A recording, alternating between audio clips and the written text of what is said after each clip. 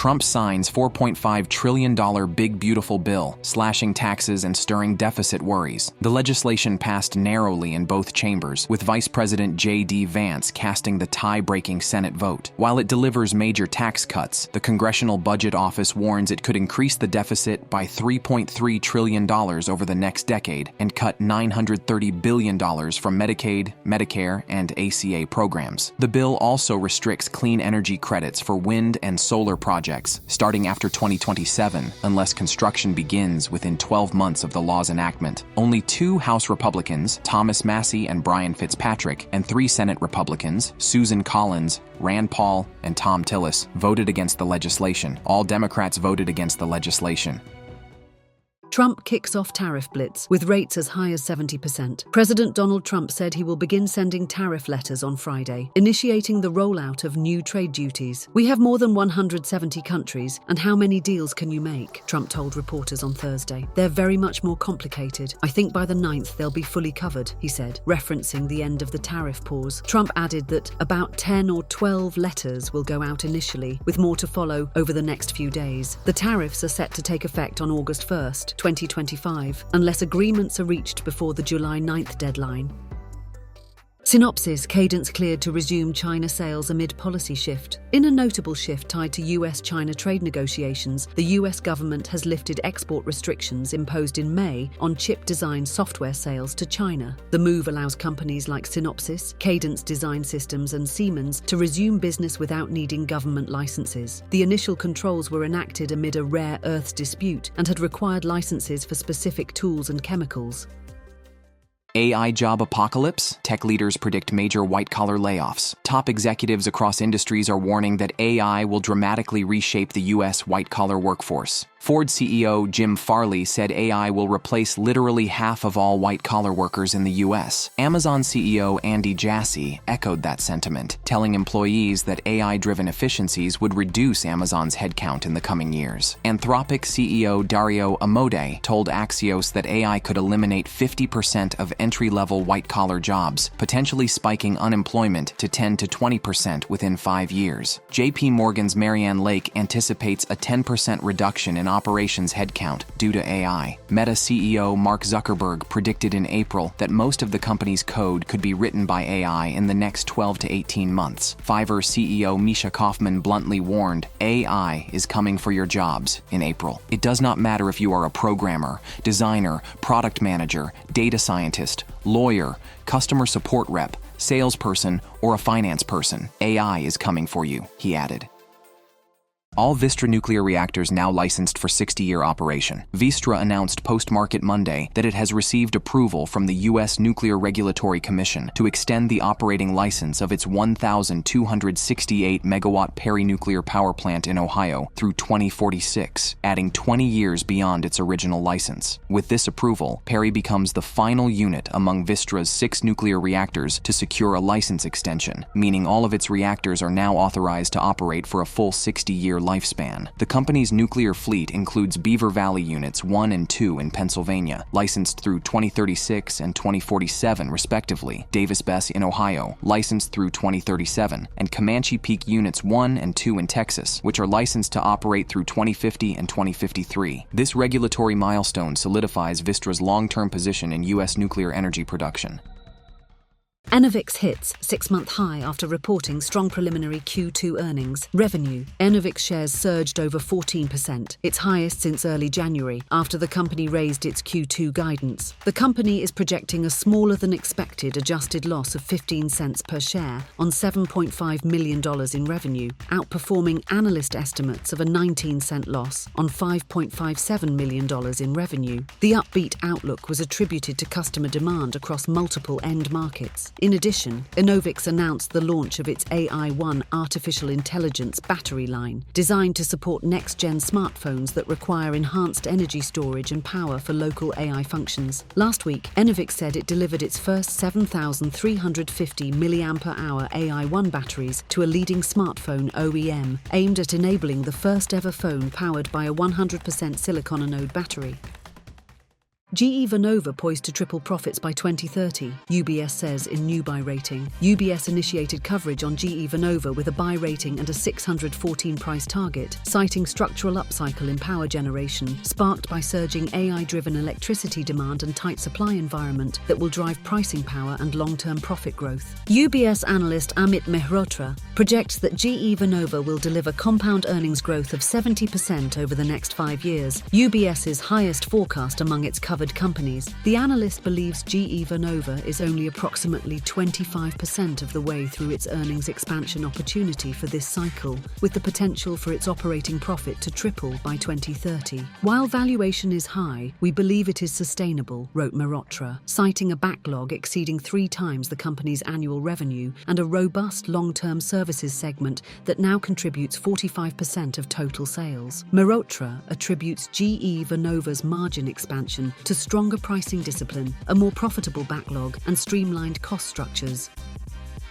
The Department of Energy warns blackouts could double by 2030 as baseload shortage threatens U.S. grid stability. The U.S. Department of Energy warned Monday that the projected surge in wind and solar deployment by 2030 will fall short of meeting the soaring electricity demand driven by data centers and artificial intelligence. The DOE projects that blackouts could increase by 100% in 2030 if the U.S. continues to shutter reliable power sources in a new report that analyzes how much generation is scheduled to retire and come online over the next 5 years. The report found that 104 gigawatts of existing generation is set to be retired, and while about 210 gigawatts of new power generation is expected to come online by 2030, primarily from wind and solar, only 22 gigawatts of that is considered baseload or firm power, such as coal, natural gas, or nuclear. This poses a threat to grid reliability, especially as electricity demand surges from AI and data center growth.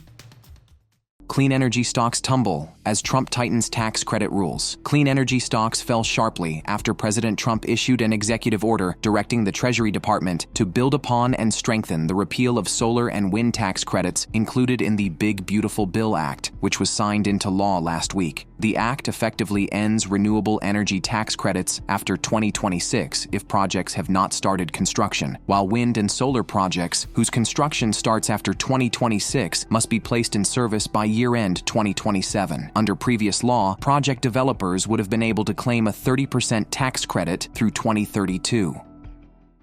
QuantumScape soars to 2025 high as new process supercharges battery output. QuantumScape surged 20% on Tuesday to reach a 2025 high, fueled by growing investor optimism around its advancements in solid-state battery technology. The rally follows the company's announcement last month that it had successfully implemented its new Cobra separator process into baseline production ahead of schedule. The process is a significant improvement over its previous system, offering a 25-fold increase in manufacturing speed and requiring much less equipment footprint. The Cobra process is designed for gigawatt-scale battery production, which is crucial for mass adoption of solid-state batteries in the EV industry. The Cobra breakthrough means QuantumScape can now produce battery cells more efficiently and at a larger scale.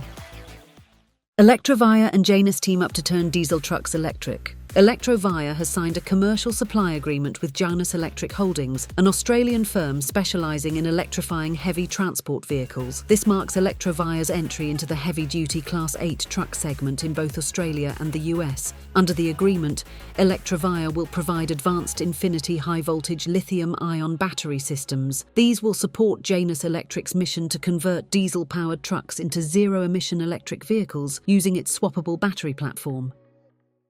U.S. energy demand to shatter records in 2025 and 2026, says EIA. U.S. electricity demand is projected to hit all-time highs in both 2025 and 2026, according to the U.S. Energy Information Administration's short-term energy outlook. Power consumption is expected to rise to 4,189 billion kilowatt-hours in 2025, up from 4,097 billion kilowatt-hours in 2024, and climb further to 4,278 billion kilowatt-hours in 2026. 2026. The EIA attributes this growth to increased energy use from AI and cryptocurrency data centers, along with the broader electrification of homes and businesses. As for the energy mix, natural gas is forecast to decline from 42% of generation in 2024 to 40% in 2025 and 2026. Renewables will rise from 23% to 25% in 2025 and 26% in 2026. Meanwhile, nuclear power is expected to dip from 19% to 18% over the same period.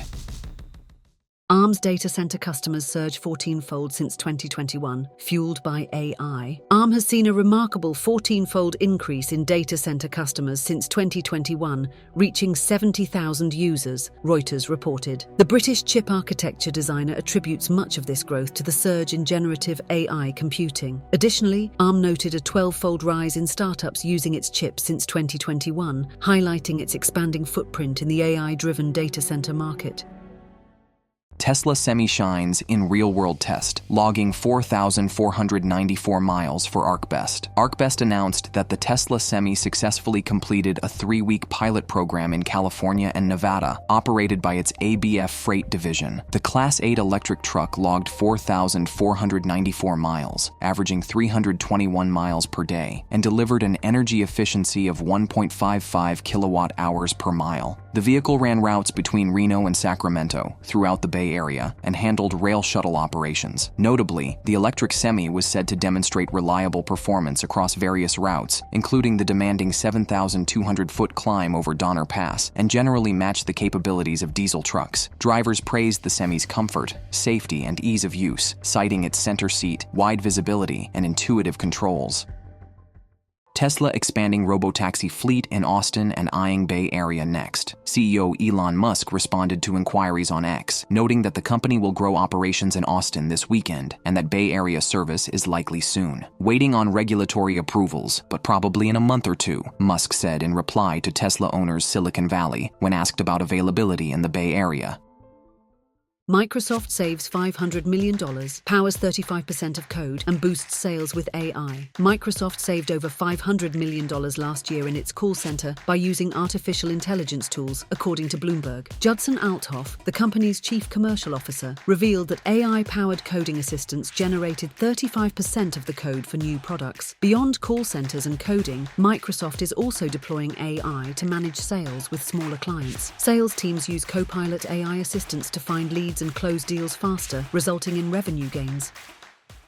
MP Materials soars 50% as Pentagon becomes largest shareholder. MP Materials soared over 50% on Thursday after announcing a major public-private partnership with the U.S. Department of Defense. The Pentagon will become the company's largest shareholder through a $400 million purchase of preferred shares convertible into common stock, plus a warrant to buy more shares, representing about a 15% stake as of July 9th. The agreement is part of a broader DoD effort to accelerate the build-out of an end-to-end domestic rare earth magnet supply chain and reduce reliance on foreign sources. MP Materials will use the multi-billion-dollar investment and long-term commitments to build a second U.S. magnet manufacturing facility, dubbed the 10X facility, with commissioning expected in 2028. The expansion will raise MP's U.S. magnet output to 10,000 metric tons and add heavy rare earth separation capabilities at its Mountain Pass site in California.